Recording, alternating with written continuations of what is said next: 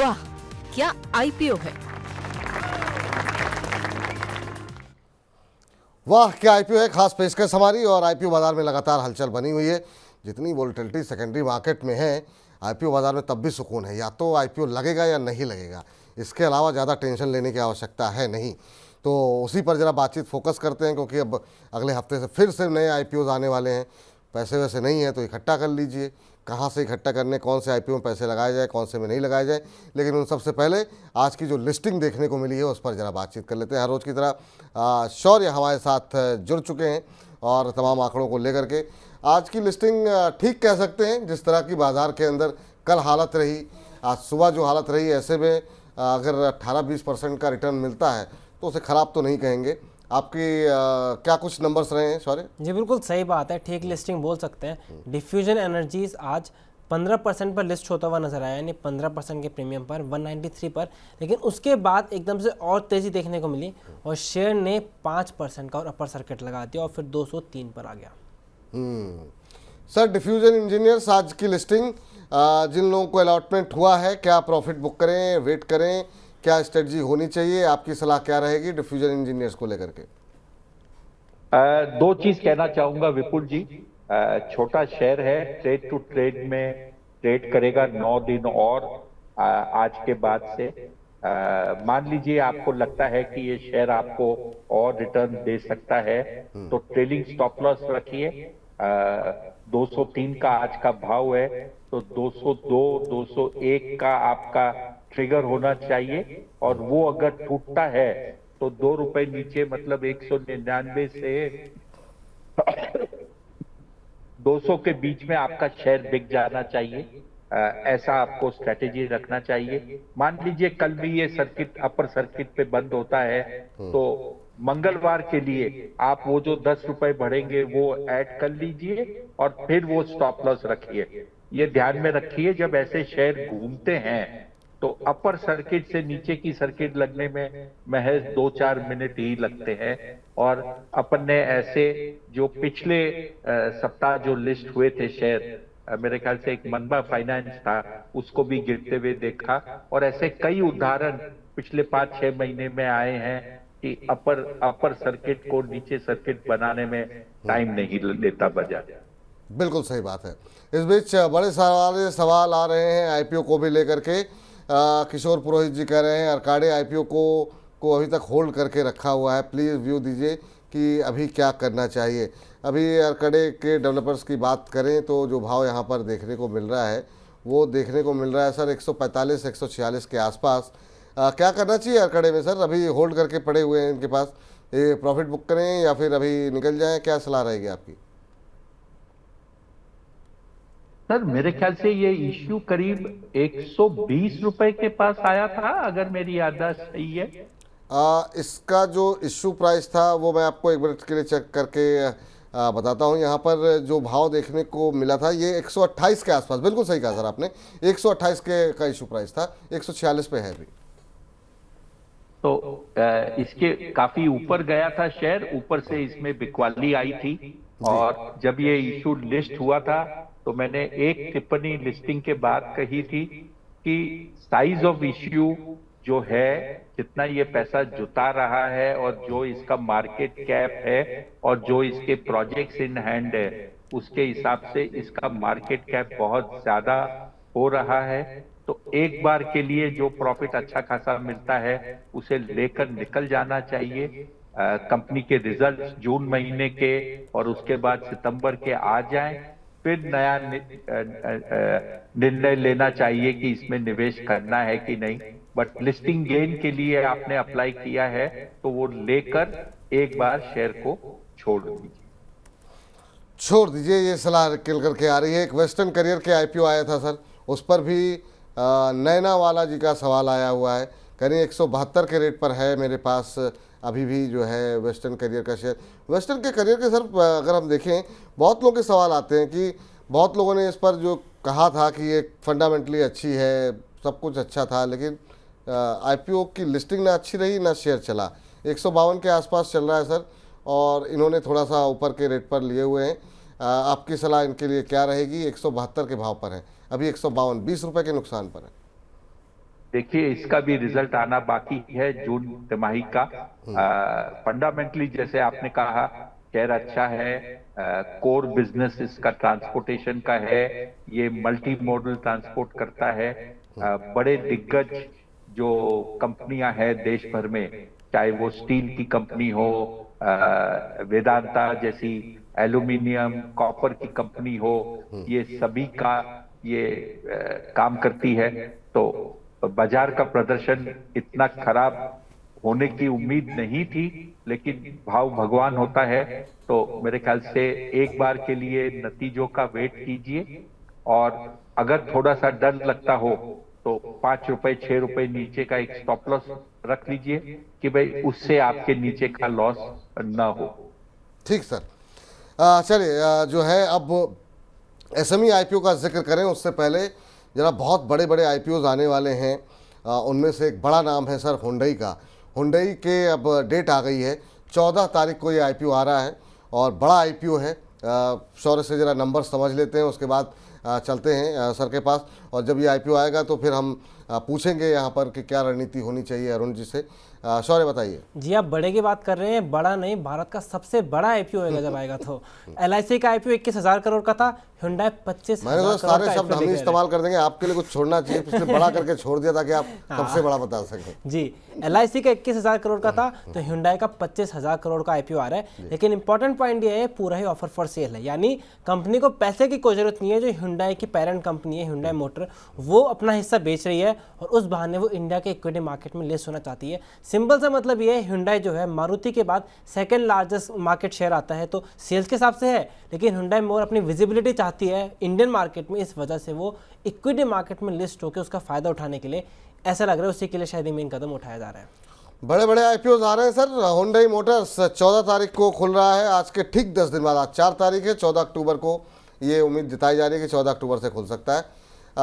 क्या कुछ उम्मीदें हैं सर आपकी हुंडई मोटर्स को लेकर के?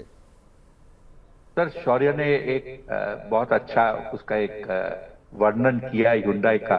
तो एक शौर्य और आपसे दोनों एक इजाजत लेके एक टंग इन चीक कहना चाहता हूं कि भारतवर्ष में जो हुंडई को वैल्यूएशन मिलेगा, वो उसकी पेरेंट जो कोरिया में वैल्यूएशन मिलता है, कोरियन कंपनी हुंडई का, उससे बहुत ज्यादा ऊंचा मल्टीपल मिलेगा।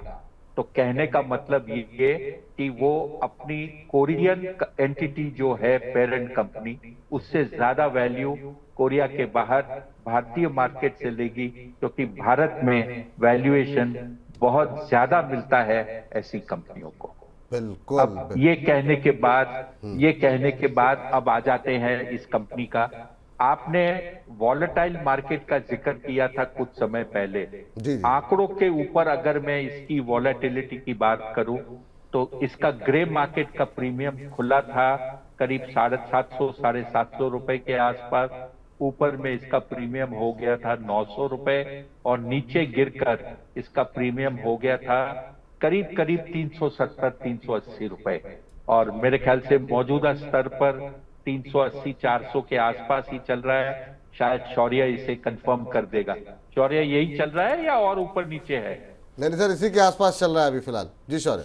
जी सर, एक और क्वेश्चन भी जी सर, उसमें कोई आपने कहा है कि इंडियन मार्केट में ज्यादा वैल्यूएशन मिलेगा, तो इसके पीछे आप कारण क्या मानते हैं? क्या ऐसा है कि इंडिया में हुंडई को ज्यादा ब्रांड वैल्यू मानी जाती है, या फिर इंडियन कस्टमर्स एक्चुअली प्रोडक्ट को ज्यादा अच्छा मानते हैं कोरिया के मुकाबले यहाँ पे इंडिया में? नहीं। कोरियन कंपनीज की जो ऑटोमोबाइल ओईएम मैन्युफैक्चरर है, उनका मार्केट जो वैल्यूएशन देता है उससे बहुत ज्यादा वैल्यूएशन इंडिया के मार्केट में मिलता है। ये सिर्फ हुंडई के लिए नहीं है, ये मारुति का भी अगर आप देखें उसका भी है, टाटा मोटर का भी वैल्यूएशन देखिए, महिंद्रा एंड महिंद्रा का भी देखिए। तो यहाँ पर सेक्टर वैल्यूएशन जो है वो बहुत ज्यादा होता है ऑटोमोबाइल के लिए, जो कोरिया में ऑटोमोबाइल के लिए इतना ज्यादा नहीं है। तो ये ब्रांड के हिसाब से कुछ नहीं है, बट ये सेक्टर वैल्यूएशन है। 370 रुपए चल रहा है sir current market, grey market premium जो है।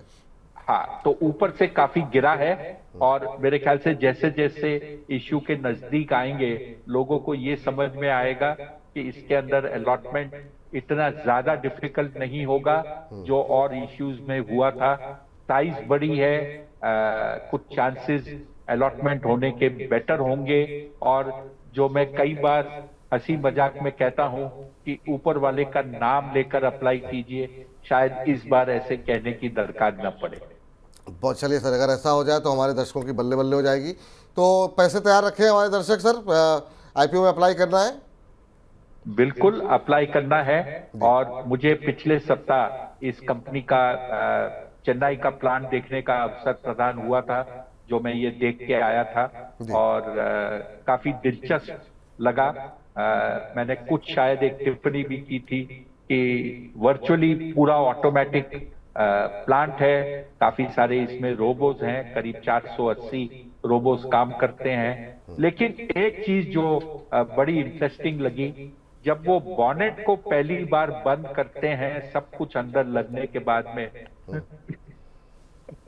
तो जो वर्कर है वो उसमें एक हथौड़ा मारता है अंदर की साइड में, और वो हथौड़ा हाथ से मारा जाता है। तो बिना हथौड़ा के वो गाड़ी कंप्लीट नहीं होती, चाहे कितना भी आप ऑटोमेशन कर लो। ये बड़ा इंटरेस्टिंग फैक्ट आपने बताया सर। चलिए एसएमई पे चलते हैं सर फटाफट, और एसएमई पे जाने से पहले लेकिन रूपाली जी बहुत देर से सवाल भेज रही हैं। रूपाली कोत्तापल्ली का सवाल जी का है, और रूपाली जी कह रही है, नमस्ते विपुल सर, अनु सर, इनके पास सर प्रीमियर एनर्जी के शेयर है जो कि इनको आईपीओ में अलॉट हुए थे। कह रहे हैं कि मुझे मुनाफा हो रहा है, अभी मुझे मुनाफा बुक करना चाहिए या वेट करना चाहिए। सर बाजार की वोलेटिलिटी को देखते हुए जो लोगों ने सोच करके आईपीओ को बेचा नहीं कि चलो लॉन्ग टर्म के लिए रख लेते हैं, अब उन सबके मन में दुविधा आ रही है, सब कह रहे हैं निकल जाएं क्या, तो रूपाली जी भी उनमें से एक है, क्या सलाह रहेगी उनके लिए? सर प्रीमियर एनर्जी में इनको डबल से ज्यादा फायदा आज भी आ रहा है। मैं इनको सलाह ये दूंगा कि ये अवश्य प्रॉफिट बुक करें।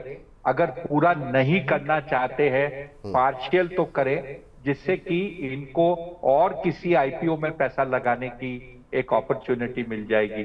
दूसरा, जो मैं सबसे ज्यादा बड़ा कारण बताता हूं ये सेक्टर के शेयर बेचने के लिए, वो ये कि आने वाले समय, यानी कि आप समझिए अगले 15 से 30 दिन में कम से कम 3 से 4 बड़े दिग्गज प्लेयर सोलर के आईपीओज लेकर मेन बोर्ड पर आएंगे, जिसमें आपको अपॉर्चुनिटी मिलेगी।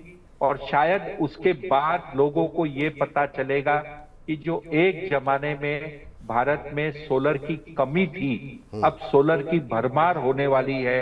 धंधा सबके पास है, कैपेसिटी सब लगा रहे हैं, अब ये एक प्रीमियम वाली आइटम नहीं रही।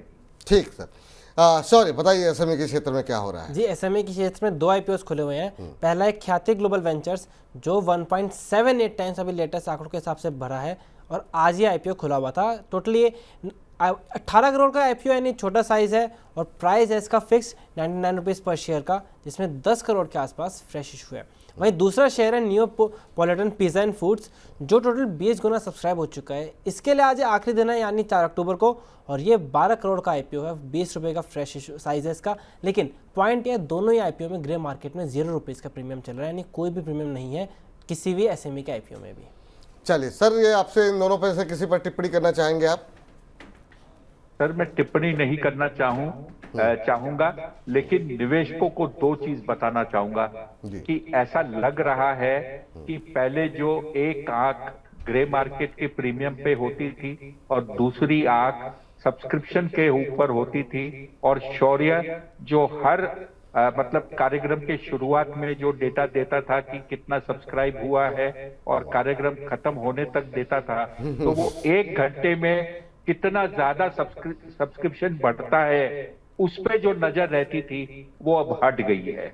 लोगों को ये समझ में आया है कि यहाँ पर भी तकलीफ हो रही है, और मैंने व्हाट्सएप चैट पे एक नोटिस तरह की मेरे को आई थी कि सितंबर के महीने में जो नए एसएमई आईपीओ लिस्ट हुए थे, उसमें से 3 में से 2 शेयर पहले दिन या पहले दिन के बाद डिस्काउंट पे ट्रेड करने लगे थे। तो पहले जो डबल टिबल चौबल होने लगे थे, वो अब लग रहा है कि शायद समय एक बार के लिए अटक गया है। बिना कंपनी को समझे बुझे एसएमई में निवेश करने से कतराइए। थोड़ी डिटेल, थोड़ा होमवर्क कीजिए। ऐसे कई लोग आते हैं जो आपको कुछ भी बोलचाल करके समझाकर आपका सब्सक्रिप्शन करवा देते हैं। चलिए, तो ये फिलहाल के लिए राय यहाँ पर निकल करके आती हुई इन तमाम आईपीओस को लेकर के। सर, चलते चलते अगर डी डेवलपमेंट पे पवन सिंह सिसोदिया जी कह रहे हैं कि आईपीओ इनके पास, आईपीओ के टाइम से इनके पास पड़ा हुआ है।